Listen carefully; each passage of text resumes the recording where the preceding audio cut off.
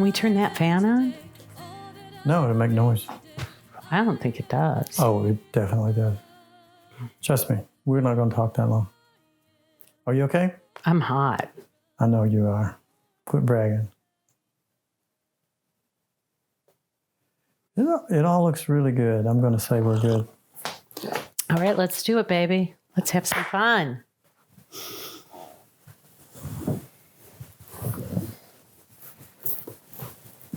You want to do Inside the Message together? Let's do Inside the Message together. All right. All right, you ready? Yeah. Thought you were going to wear your geeky glasses for me. Not today. The light soul. Thank you for the reminder. I like you with your glasses on. Do Did you do your eyebrows? Yeah, I did. I fluffed them up. I got it. No, you need to not do it that way, Tony. You need to flatten them, not make them pointy. It feels so good. We're recording, you know. Hi. Hi. Welcome to Inside the Message. I thought we weren't doing that anymore. You just said you wanted to. I like it. Okay. What do you all think? Welcome to Inside the Message. So very grateful for your message today. Hey, thank you. Yeah. And so very grateful that you are joining us. Thanks for being with us. This is our opportunity to just kind of unpack some of the topics that were raised in Tony's message, Brother T's message, which was called The Way Home. And I just thought I'd start out by asking you, for you, what is the most important aspect of the message that you wanted to make sure that people take home with them? Great question. I want to say that the main point is that there is a pathway. And of course, that's what Jesus shared 2,000 years ago. But the pathway that he shared was distorted and co-opted. And because of that, he's gotten a bad rap, number one, because the pathway that was defined, described, and used, that was really formulated out of what he shared with his disciples and us to some degree at that time. Once it was distorted, no wonder, it didn't work out for people. It's not working out for people because what was overlaid on top of that was the thoughts of the ego, the making God in our own image, the guilt, the sin, the crucifixion was, God, that Jesus was being punished for being good or being sacrificed. I mean, all of these things were overlaid onto his teaching. Mm-hmm. And what he was sharing is the pathway. The pathway, if you will, is really very, very simple. He was showing us that he had discovered who we are, who he is in God, who we are in God, who we all are as Christ. And so if you can see Jesus as Christ, then you must be able to see yourself as Christ because we are all one in God, right? And that was what how his message was distorted, is he was lifted up on a pedestal and made to be special and made to be something that none of us could achieve, that we could not have that power. We could not awaken to our reality. We couldn't do what he did. And why would we want to anyway if we would be crucified and sacrificed for being good? Right. Right? So the underlying point that I want to make is that there absolutely is a pathway to self-realization. And that was what he taught. And since then, in the last 2,000 years, but more importantly, in the last 50, 60 years, we evolved over that 2,000 years, and our consciousness did begin to evolve enough that we began to be able to communicate with spirit. Mm-hmm. Some of us were able to open our mind and discover an access point, who the mystics have been able to do over the millennium, but they weren't able to, or at least their message wasn't articulated in a way that we could feel like, oh, they were special too, right? The mystics were always special, and they were revered and worshipped and all of those things, and like Jesus was. So the underlying point I want to make after saying all that, is that there is a simple pathway that he shared, is still sharing it with us now. And you and I have been able to, both in our own unique way, discover that pathway, and we have been trying to elucidate that pathway to those who care to be in conversation with us about it. And so that's really the main point. And it's really very simple, but there are some things that we have to be willing to accept right off the bat for it to begin to manifest in our lives. And those simple steps is what I'm suggesting to you, is that if you hang with us here, and if we're only going to do it for 15 or 20 minutes a week, it's going to be a slow process. And so we want to be at True Thought. We want to be offering classes. We want to be offering a more accelerated conscious evolution program that so people can kind of get up the curve a little bit more faster and begin to see and experience the realization of those manifestations of higher consciousness, which really bring about a change of life, a tremendous change of life. And it's never been more important than it is right now. We are going through the transformation we're going through. The world, what the world is going through, and it's just beginning, is going to be very, very difficult for people that don't realize that all of this is happening because it's divine. It's our consciousness is shifting, and so the old structures, the old foundations must crumble. But if we don't know what's happening, if we're not aware that it's happening in a divine way, in a loving way, then we do fall suspect, or we fall, in our own minds, we become victimized by the world and the crumbling and structure of these structures and foundations. So we misperceive the meaning that it has in our lives, and we become fearful. Yes. Which we can all relate to, right? One of the things that you said is that self-realization and the pathway home, that there's a definite pathway and that you will change. What changes have you experienced in your life as a direct result of this particular pathway? And what might one expect in their lives?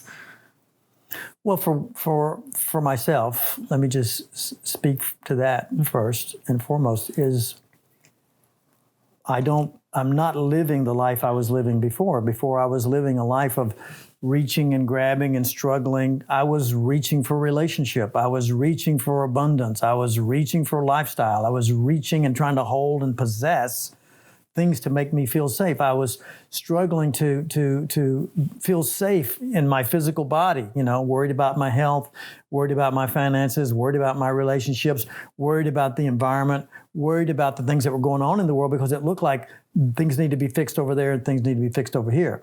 And once I discovered that those are a setup for misperception, but it's also a setup for salvation, if I can use that word. It's a setup for realization and self-enlightenment. And once I began to realize that if we could see the other side of that coin, we could see that everything is perfect just the way it is. And as you say, just the way it isn't, right? Mm-hmm. So for other people, can they expect to see what I've seen? Absolutely, but it would be in their own way. In other words, relationships may move apart, right? Instead of rushing out onto the street, so to speak, to fix the world, you might find yourself setting back and allowing things to come to conclusion in a way that we feel like we need to interfere. But when we begin to realize that those are all set up so that people can have their own realizations, they need to go through their own experiences, we can set back and lovingly allow them to have their experiences. That takes you off the hook. That takes us off the hook of having to feel like we've got to go do something all the time, right? And so there's tremendous freedom in that. Yeah, and I think that can feel quite overwhelming. And when I know that when I'm in overwhelm, I'm not really coming from a place of power. I'm coming from a place of force, which would be of the ego. And so the I'm sensing and hearing that I'm not hearing that it doesn't mean you won't do in the world. It just means that you'll be coming from a different consciousness. And you and I have had these conversations where the action that we take might be exactly the same, but the outcome becomes different in our experience of it based upon the consciousness from which we come. So what does that mean? Well, we're either operating from a place of separation okay, which means here I am. I don't know, God's out there, whatever, but I'm a physical person. I'm separate from you. I'm separate from the world. I'm separate from my banker and my minister and my, my doctor, whatever. I'm separate from everything.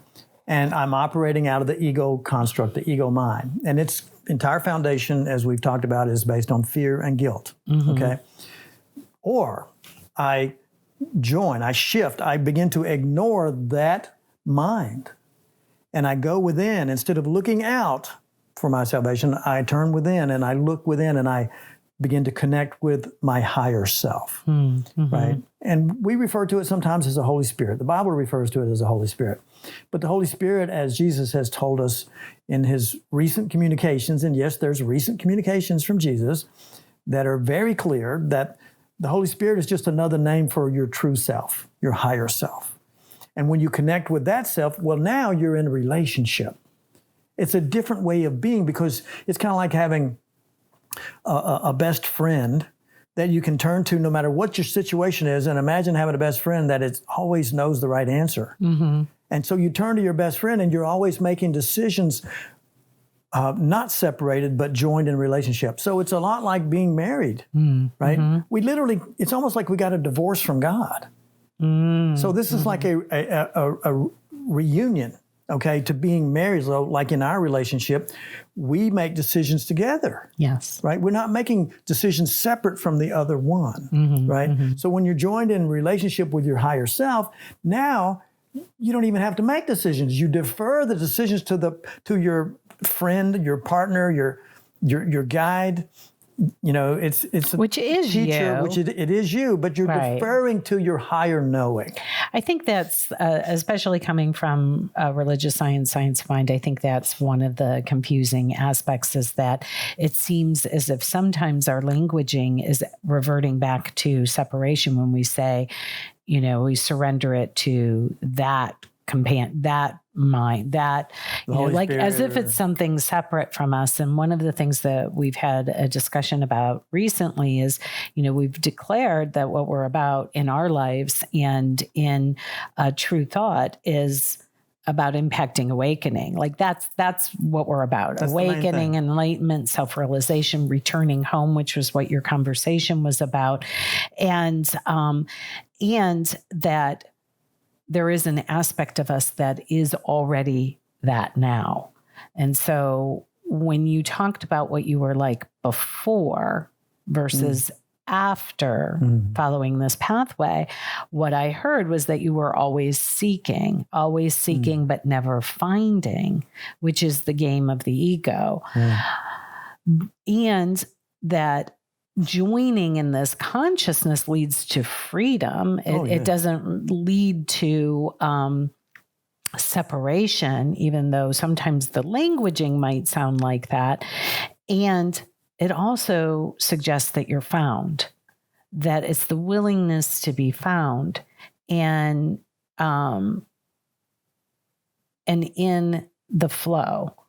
And so one of the things that we want to talk about is that the awakening isn't something that's far off. Heaven and home isn't something that's far off, that it's right now. It's in this very moment. Right. But I have to be willing to join with Spirit to see it through the eyes, if you will, through the vision of love. So now I can see innocence. Now I can see love. Now I can see it looks like it's falling apart, but that's exactly what those ones establish for themselves. And it also might mean that doesn't mean that I'm going to, I'll put it this way, it doesn't mean that I'm going to escape my karmic destination in this incarnation necessarily. The lessons are still there. But now if I can see it by being joined in Spirit, even though I may have a very serious diagnosis, I can see it as something beneficial rather than something fearful and threatening and scary, right? And that's a huge thing, right? That's a huge thing. Right. So this leads to what your big takeaway or the first foundational element that you brought forth in your message today, which is one that it can be very challenging, is that all events are neutral. Yes. Why is it so important that that is a foundational element? And how does that play into your example, for instance, of a diagnosis or other examples that that might be happening in our lives? Because it separates us from the idea that we can be victims. That's the entire game of the ego concept, is that you are a victim. I am a victim. The world is a victim, right? The world is a victim of us. You've heard of climate change. That whole construct is that the world could be victimized by us, right? That we're that powerful by our misdeeds and how we treat the world. And so the world can be the victim, our relationships are victims, our children are victims, our parents are, blah, blah, blah. So it's the separation from just beginning to allow yourself to at least inspect and begin to really consider, is it possible to be a victim? Because if the events are neutral, in order for me to believe that I'm a victim, I have to look at the event with some meaning. I have to give it meaning. Right? Good or bad, no matter what it is, I have to give it meaning. And in order for me to be a victim, I must have given an event a bad meaning, right? It had a bad impact on me. That event had a bad impact on me. And I'm the victim of it. In other words, it's a reversal, and here's the key. It's a reversal of cause and effect. Yes, I do agree that it's a reversal of cause and effect, yet where it might sound like you're going is that we don't experience, and I'm going to use the word consequences of our behavior. And so, for instance, I do believe that human beings impact our environment and climate. Oh, I do. And so how does that play in? So, because it almost sounds as if, well, gosh, if all events are neutral, then I can just be so flippant in my behavior, that I can do what I want, when I want, to whomever I want without any repercussion or consequence. Right. And so that then takes us back to the cause. Mm-hmm. What is the cause? Mm-hmm. The cause, we could say, was the behavior, but it wasn't the behavior. The behavior was the effect. The event is the effect. What's the cause? Right. Thoughts. Right. If you believe something, you will act out. Your behavior will be in alignment with that belief. If you believe you can be a victim, you will harm others if you need to, because you're justified, because you're a victim. You will destroy the planet because you must, because you're a victim of your environment. You will do the things that you need to do to survive because the world is against you. So it goes back to the very first principle that we shared here, right, already in these inspirational messages, and you've shared it, and we've both been talking about it. But it begins with this simple thing: thoughts are things. So thoughts, right, are never neutral. What we're seeing as the event is the reflection of the thought. The event is neutral. Go back to the cause. What's the cause? Thoughts. Thoughts are never neutral. They're manifesting events. So therein, we can see how this can lead to freedom and significant real change. Yes. Sorry. Unpack that a little bit. So, to unpack that a little bit, so we've had some foundational elements, as Brother T has said. The very first one is divine identity. We are as God created us. We are spirit, and then from there we went into thoughts are things. That's where cause comes from, and then all events are neutral. So the reason why there can be a conditioned response to the events in the world, and we can be popular or unpopular depending on how we discuss this. And so it can be very easy to fall, like through what we're talking about, it can be very easy to dismiss this conversation because it's not popular. Oh, it's not going to be popular at all. And, so another aspect of this is systemic racism. So if everything becomes about, what our conditioned responses about, racism in this country or about climate change, and we automatically go to the conditioned response, we can fall prey to being reactionary to events rather than going deeper to what the deeper cause of things are, which is going back to what is the consciousness that created these situations, these events, and healing it from that perspective. So we're going back to the beginning. We're going back to cause. Mm-hmm. And so before we have the knee-jerk reaction about an issue, that's where we pause, we connect with spirit, we go back to, what's the truth? What's the consciousness that created these things, these events, which in and of themselves are neutral? And how do we begin to heal, shift, and change those misperceptions? And guess what? We can't do it ourselves. We can't do it ourselves. From the mind that created it, we can't do it. So that's what I meant by it can lead to real freedom and lasting change. Absolutely. Which is really not just change, it's transformation. It's transformation, yeah. Right? Because you become a new person. Who do you become? Can I share that? You become the Christ. Yes. What is Jesus worried about right now? Nothing. So I think that it's really important for our audience to understand that when we speak of Jesus, it's one aspect. The Christ mind. I should say the Christ mind. So Jesus represented that for most of us as the best example of it. Right. So how I distinguish between Jesus and as Christ is Jesus as a brother. Right. Who had the experience of awakening to Christ consciousness, which is available for us all. Right. And so he kind of pointed the way, found an access way, a pathway, as have other enlightened and Christed beings. Yeah. So back to the beginning of our conversation, he's not the exception. No. And the way, I want to unpack this a little bit. Okay. The way that Jesus is the way, as it says in the Bible. And it doesn't say that. Well, okay. Whatever. But the point is that it makes him special. In other words, if you don't follow Jesus, you can't go to heaven. Right? Yes, that's how it's been interpreted. I believe it says, I am the way. Whatever. But here's the point. Yeah. That's how it's been interpreted. What the truth is the way.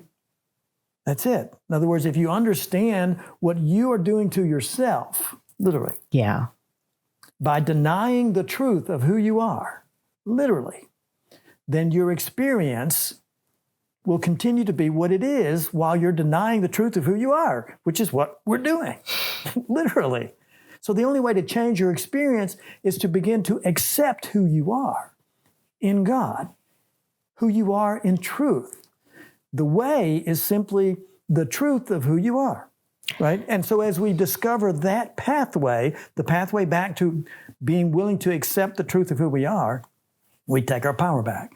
So if I'm seeing an event and it causes me to be fearful, and I realize, wait a minute, it can only be an experience I'm having because I had a thought of fear and it's reflecting, then I can ask myself, instead of reacting, as you said, I can respond. I love to use those two words, okay? I can react through the ego or I can respond through a higher knowing.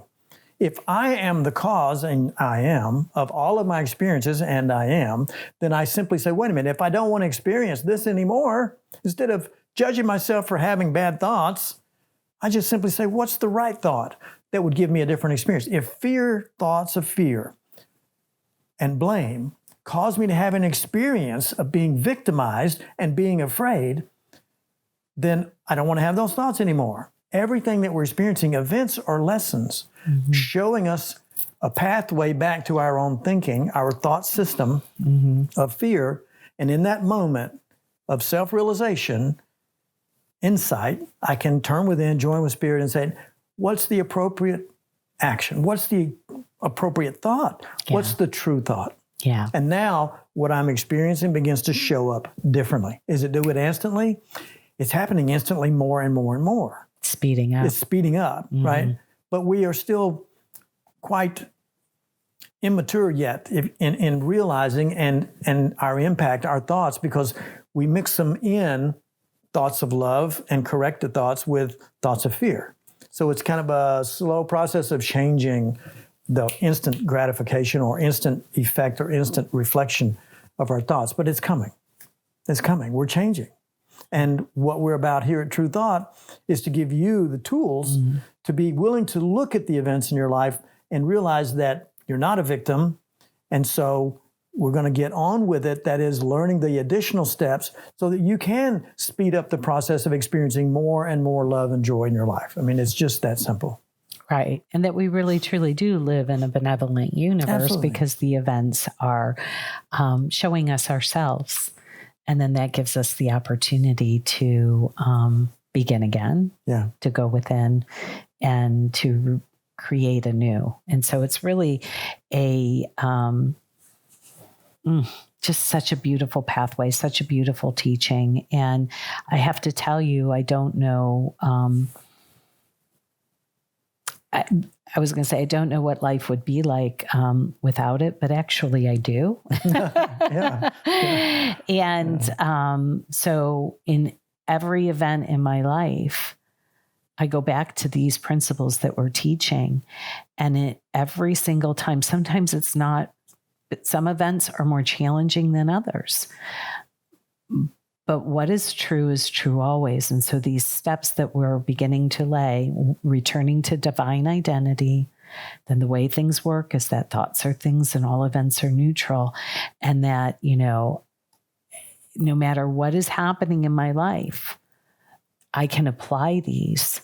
And as it's instantaneous, sometimes Claudia takes a while to let go into them, to give up my resistance to them. We all do. And so I do know that life is so much more rich and beautiful and prosperous and harmonious with these principles that we're teaching. And they're timeless principles, truly.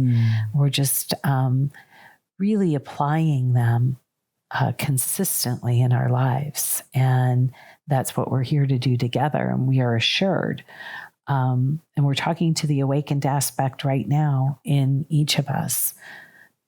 That aspect knows. Oh, it's listening in for sure. And feels. And so that we can unify with that. And so I'm really grateful for the way that you bring forth these principles and these teachings. I'm grateful for your passion, and I'm grateful for the absolute way in which you see this, that what is true always. And so sometimes you and I go back and forth, with some of these, and we really do. And I hope you guys do too, because that's how we learn them. Absolutely. Well, what about this situation? What about that situation? And sometimes, and there are more elements to this, and many more. Compassion is part of it, and kindness and gentleness and love, and especially forgiveness. And so more to come, much more to come. Trust, Thank you, humility. babe. We've got a lot to cover.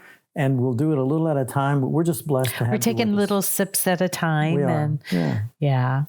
But it's all good. Yeah. And we're going to have a Zoom session right now. Tonight, just right after this Inside the Message. And we're looking forward to your comments. And we hope you're taking some notes and that you'll challenge our conversation, and we'll have some great discussions. We love you. God bless you for being there. We really are excited that you're committed to this pathway, that you've said yes with us. And more are joining and coming. And this is very, very exciting. Yeah. We're changing the world. We're changing the world. Yeah. Really right. And how do people get a Zoom link? You get a Zoom link just by joining the inner circle on our website. Just scroll down the bottom of the homepage and you'll see, join our mailing list. And it's just that easy. And Yeah. do that right away. Don't miss any of the Zoom sessions, because that's really where we get into some really good discussions. And we don't want to put it out to the world. The world isn't necessarily quite ready for this level of discussion, but you are. And that's why we invite you to join us in those interactive Zoom sessions where we can see you, you can see us, and we can join. And we together. can connect and share and Laugh and love. get to know one another a little bit better. So Absolutely. we hope you join us. Thank you so much. And thank you. Thanks for coming out for another episode of Inside the Message. God bless. Thank you. Bye-bye.